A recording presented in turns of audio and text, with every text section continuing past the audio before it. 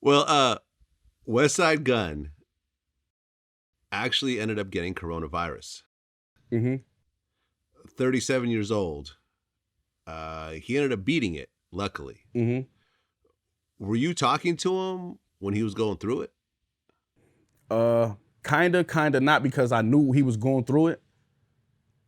Uh, my my girl and his wife, they talk, they friends. So she was telling me, it's like, yeah, Wes is sick, and I think they staying out in LA a little bit longer because it was right after the tour. We all had came back on the East Coast, but he stayed because I think he didn't probably want to travel while he was sick and shit. And so she was telling me, and then I remember end up speaking to him, and he was telling me he was sick, and I was thinking like, yo, Buzz probably fucked up. You feel what I'm saying? And shit, he had it. He had it. Yeah, I mean, he said he was really fucked up. No, I believe him. I believe him, man. That shit is nothing to play with. Rest in peace, Fred the Godson. You know what I mean? Right. And Fred, Right. like, I got asthma. You know what I'm saying? I got bad asthma. And me and Fred, we shared that. You know what I'm saying? So like, seeing him go, it's just, man, it's a fucked up wake-up call, and a wake-up call that I didn't want. And it's sad that he left us so early from this unexpected fucking virus that just came out of nowhere. You know what I'm saying? It's a tragedy, real shit. Yeah, I mean, I knew Fred. I had interviewed him before. We did a music video for him. We weren't best friends or nothing, but if we saw each other, we'd be like, "Oh, let's catch up for a minute."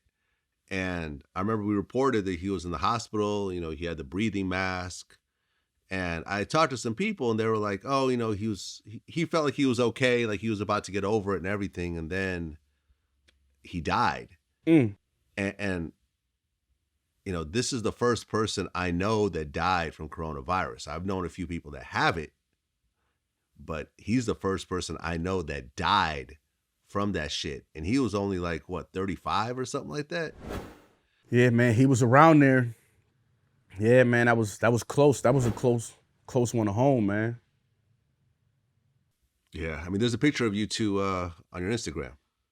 Right, man. A night with me and 38 Special, we had a show that night, and Fred came through, blessed the stage like he always do. He always was a call away. If you needed him, hit him up. He was always that type of dude. So he was with us at the show that night, and I posted that. But we just shot a video like last year, the Nokia joint. He put that out a few months ago. So we was always working with Fred. Yeah, man, it's fucking sad. Mm-hmm. It's really sad. And he had kids, and he wasn't the world's biggest rapper, but he was supporting himself from rap. I mean, he was doing okay.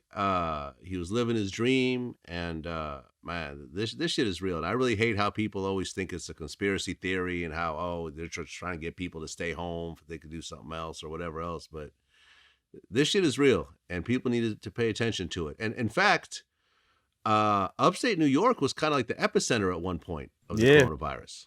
Yeah. It's a lot of people in Buffalo who died from that shit. It's a lot of people. You know what I'm saying? My girl, she sell hair. She got this wig bundle weave company and shit.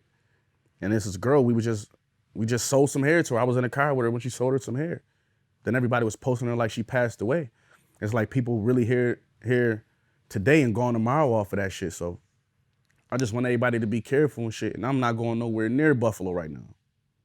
Okay, so you're just staying away because of that? Yeah, hell yeah. Okay. Well, I'm sorry to hear that, man. I can't afford that, man. Hit really hard. My asthma's fucked up too. My asthma is bad. I can't afford nothing like that. My asthma fucking with me right now because it's pollen season down here in the South, so let alone some fucking coronavirus.